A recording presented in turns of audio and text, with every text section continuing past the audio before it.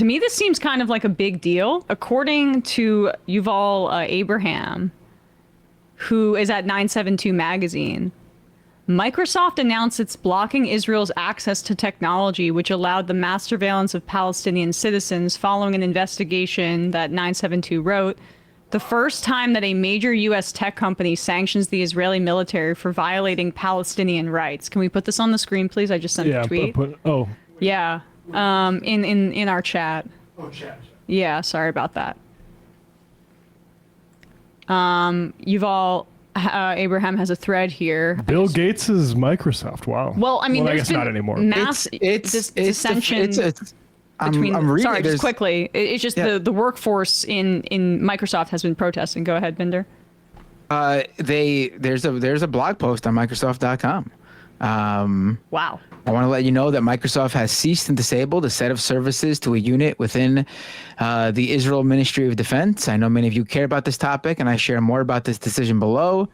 And it's legit. And it says that they decided to undertake a review of allegations that appeared in an article published on August 6th by The Guardian about a unit of the IDF. Co-published with 972. So yes, right. Yuval is a co-author on this piece. He writes below: the tech giant said it independently confirmed elements of our reporting about the secretive surveillance program, which was hosted on Azure cloud. This won't Azure is their sort of cloud computing platform. This won't affect many other military units and projects powered by Microsoft. Only the unit 8200 project, but either way, I mean, you should stop all support for any Israel. This reminds me, I mean, these tech workers, well done, every single person who spoke up on behalf of this, because what's happening with every single corporation that is supporting Israel right now is what Alex Skopik wrote in Current Affairs, and I talked to him about this on Left Reckoning a few months ago, but this piece that came out in the Lame Duck session, Nazis on Aisle 9, that goes deep into corporate collaboration with the Nazis, which, you know, everyone knows IBM. It's really widespread and is widespread now. Like everybody supporting Israeli spy technology, which relies on cloud compute, which relies on these servers. These tech workers know that there are blood in their hands, and they've been trying to speak up. I think I saw Google folks too. It's great to see the actual impact of that, because it's really needed. It really is needed. And the impact of journalism. I mean, how important is that? Just the idea that this was uncovered by 972, The Guardian, when we're in this fascist moment in the United States where there's no connection to the truth. Just make your own truth by lying. It doesn't matter if the evidence is obvious. It doesn't matter if it matches Donald Trump's signature in the Epstein book. It doesn't matter if you would have had to go through like insane lengths to manufacture this book, and the Epstein estate is apparently lying and forging Donald Trump's signature. And nope, deny. And that reporting, you know, being stonewalled by this fascist administration. It's just a good reminder that journalism like this, and then of course the internal worker dissent, has real impacts. And this is why we have to support workers wherever. And the folks who were saying, like, it's good that the Elon comes in, buys Twitter, and fires like half the workforce. We had people celebrating that. Like, that's insane. Those people should have way more stake in what they build and way more control over what purposes it's used for. Instead, we let the richest Afrikaner in the world come in and turn it into a Nazi website. All right. Titans of industry don't come together to protect democracy and do the right thing. Titans of industry act when the masses come together and threaten their bottom line to the point where they're forced to act. That's what I think happened here. We need you to be mamala of the country. Here's another piece, and I would encourage Google workers to who haven't been, disciplined and fired already for trying to do this. But this is a piece from The Intercept from 2024, December. Documents contradict Google's claims about its Project Nimbus contract with Israel. A previously undisclosed email and new documents show the Project Nimbus deal isn't covered by Google's general terms of service. I wonder why that is. I wonder why they can't use their general terms of service when they're helping a genocidal colony basically spy on people. It's a good question. And related, but not, directly. Still, I thought this was pretty amazing. There's this state lawmaker who I guess his name is Jay Block. He's from New Mexico, and he was a part of that trip that we talked about briefly.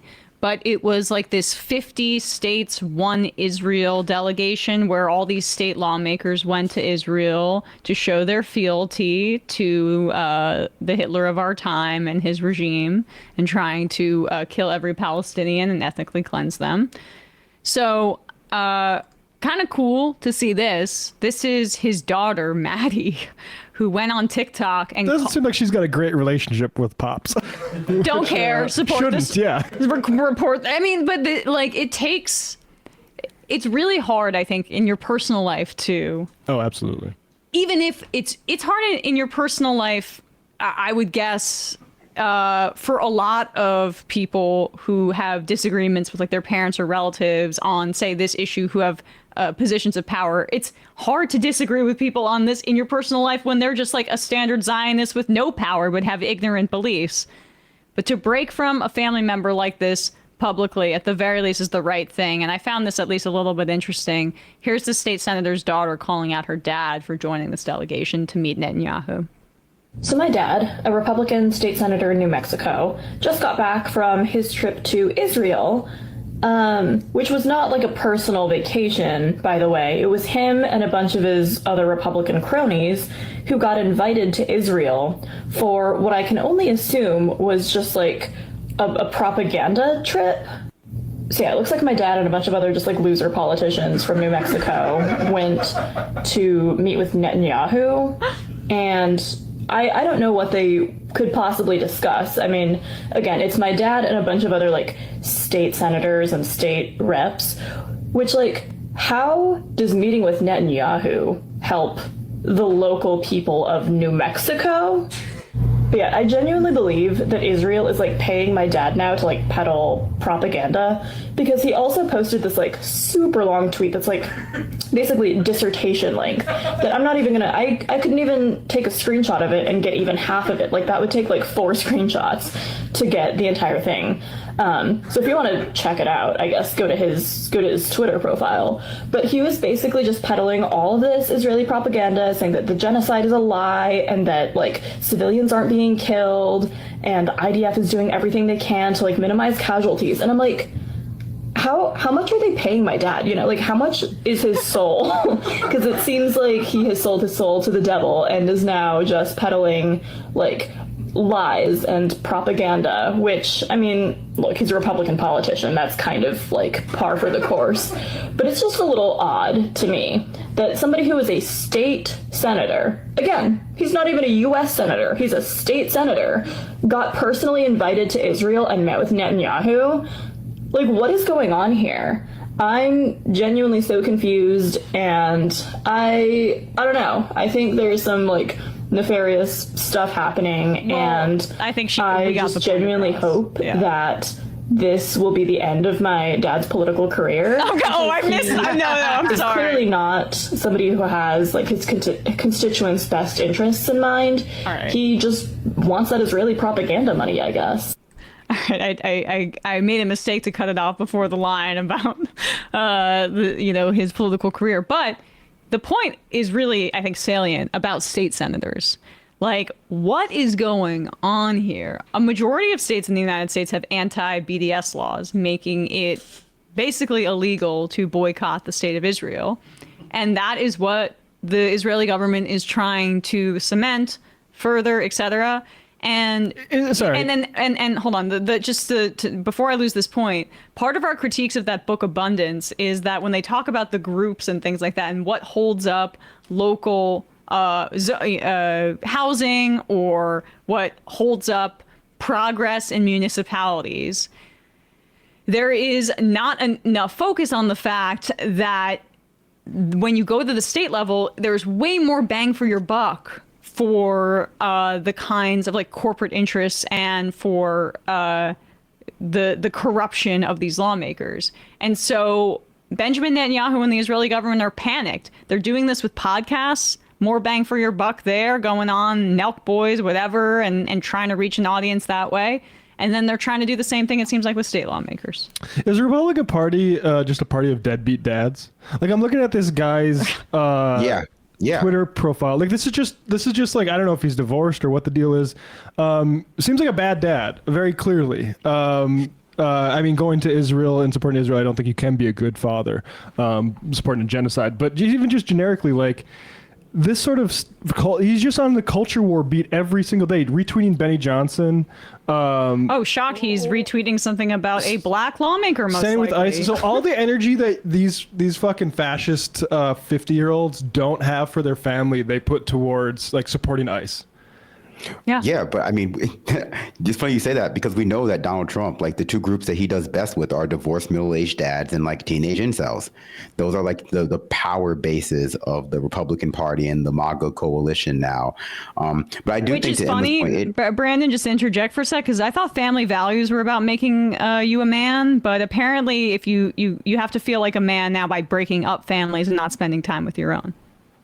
Well, yeah, I mean, that's how you read between the lines. But I will say, I do think stuff like this is so important because a lot of times people will try to redeem these people who are politically like, you know, bad actors who are going to like state and federal positions to like make the world a worse place by trying to redeem them through their personal family lives.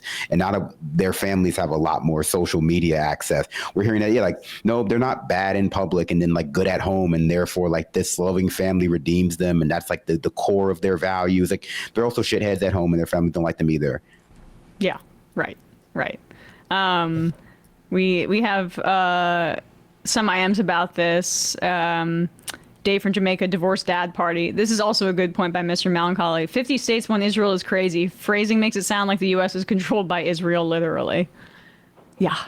I mean, it's hard to argue. There's a bipartisan, I mean, Zionist influence in our campaign financing has cornered the market. Like, it is across party lines that people will support the genocide. That's just how our system was set up. It's also set up so that corporations can control it too. But whoever has the money can buy our system. We do not have a democracy. Democracy's gone. We need to fight for it and actually win democracy.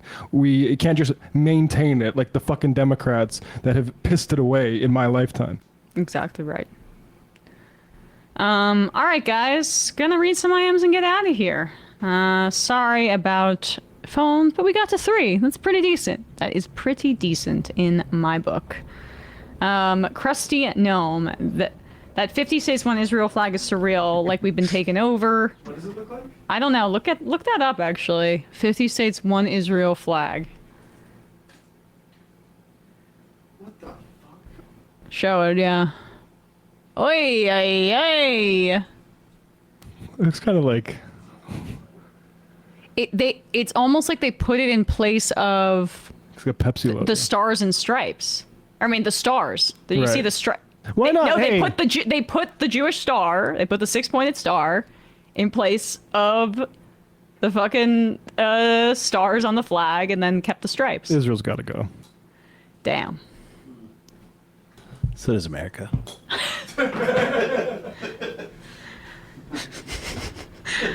Oh, did our electricity just turn off? Hey, folks, don't forget to hit the subscribe button and check out our daily show. We do it every day at 12 p.m. Eastern for about 2.5 hours. We even take phone calls. You should check that out.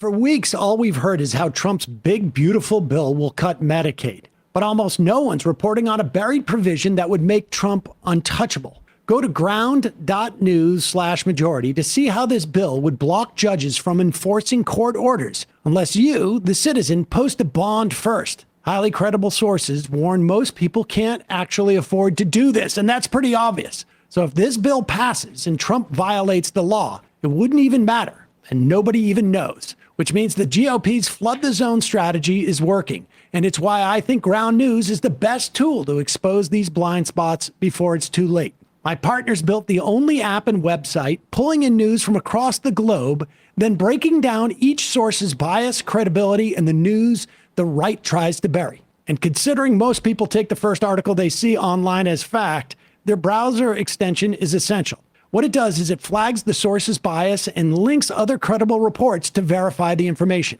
Ground News is a better version of how we're already staying informed. So I got you 40% off the same unlimited access Vantage plan that I've been using. That's just $5 a month when you go to ground.news/majority, scan my QR code, or redeem the code majority if you're using the app. With at least another 4 years of this, they're counting on you to be distracted. This app is how you stay focused. Hey, folks, don't forget to hit the subscribe button and check out our daily show. We do it every day at 12 p.m. Eastern for about 2.5 hours. We even take phone calls. You should check that out.